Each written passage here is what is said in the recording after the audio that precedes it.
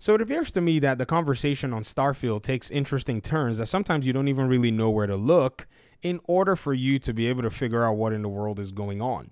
So Grum's Mark Kern, who is pretty much messing around, and by the way, he mentions that he's messing around here. For those of you who may or may not know, somebody here asked them and said, Grums, I'm curious about your ad payments from X. It seems Console War is profiting. And he said, I'm not approved for monetization. I post for free. So keep this in mind, ladies and gentlemen, when you're, reading into what was said here, because I think this is a social experiment at this point. I think, this gentleman just wants to see the reactions of people along the internet. And some people think, they've called him all kinds of names. So please don't go harass anyone. Listen to what it is that I'm trying to put out here in this conversation, because I think I'm onto, this social experiment that this gentleman is actually, conducting. So first of all, this is a critique to Bethesda's Starfield menu screen.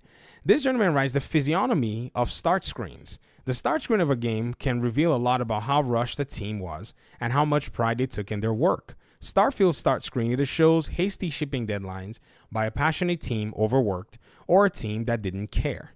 So he's basically saying these guys are passionate and they're overworked, or these guys don't even care. So this is the start screen that they went by.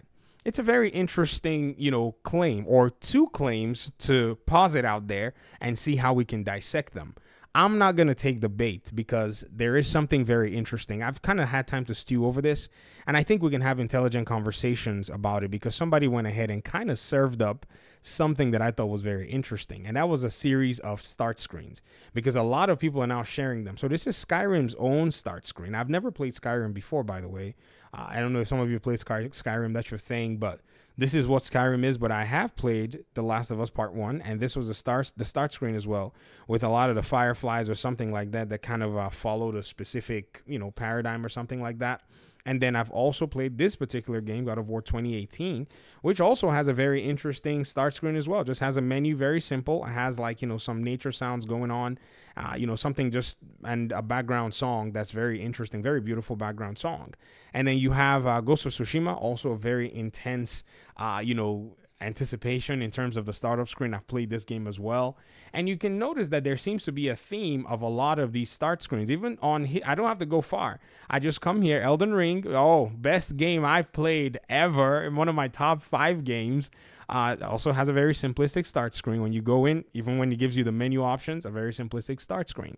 So I wonder if Mark Kern is critiquing an industry standard, or he's complimenting the Starfield team and just didn't know that he was complimenting the Starfield team. Because if he's saying anything, he's saying that the Starfield team seems to be going by the Bethesda playbook and possibly might be onto something in focusing on what is more important, which is the game itself, than something that is the least important in regard to all of them. I'm scrolling down to find some more that people posted because there are just a whole lot of other different screens. What do you think of these? This is a BattleNet game of some kind. I think this is probably Diablo, or I don't even know what this is. Look at Diablo 2, kind of straightforward as well. And then StarCraft, you just log in, nothing crazy, and it's an industry standard overall. Menus are things that people don't necessarily go, into or sit on. People don't want to sit on a menu forever. It's just a reality. So the simpler your menu is, it appears to me that is something that, you probably should not be spending a lot of your time doing. This is Zelda, Breath of the Wild. One picture, your logo, add a little stuff there. And to me, I just see this as, wow, game design, and a fundamental part of game design that has never really been highlighted has just been highlighted. And it's something for us to learn from, because now we're all going to be paying attention to, startup screens. And I think this is very interesting overall, that this is the take that this gentleman decided to go with, but has somewhat complimented the team as to their work on what it is that they've been able to achieve so far. I think Starfield is a game that is going to break the internet. So many people were talking about Baldur's Gate 3, and I understand that, people were excited about Baldur's Gate 3, but if you're paying very close attention, what has now taken over the conversation? Baldur's Gate 3, its phase has worn out.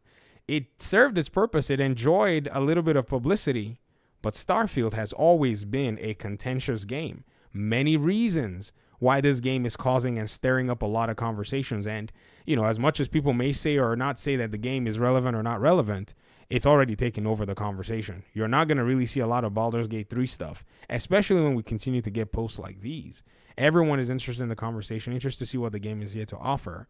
And I guess Phil Spencer probably did one of those very interesting things he always does, which is always downplay his very unassuming nature about things, saying things like there's no world where Starfield gets an 11 out of 10 and people start selling their PlayStation. Are you sure, Phil, that you're not, kind of underselling it because you're so humble? But it appears that even if they may not be selling their PlayStations to buy an Xbox, they sure are selling their intelligence to make these kinds of silly comments, because it gives them engagement or something like that. But that's how I read this. And, it's very interesting to see that even people in the industry that are, very, very versed in gaming, like John Linneman from Digital Foundry, even though I'm kind of still mad at him for his Gotham Knights, not mad at him, but, still a little disappointed that he didn't do a lot of investigation in terms of hardware with Gotham Knights and such. But still, you can still respect somebody because, we're all human. And he says an explosion of nonsense menus. He said, I can't imagine what you want here. Call of Duty Modern Warfare 2? This is a gorgeous clean design. It would only be better if they removed that info box at the top right corner, but that's just an announcement. Jez is just straight up not happy with the conversation, but it is what it is. But anyways, let me hear your thoughts in the comment section. Thanks so much for watching the video. Appreciate you guys' time and audience. Peace out.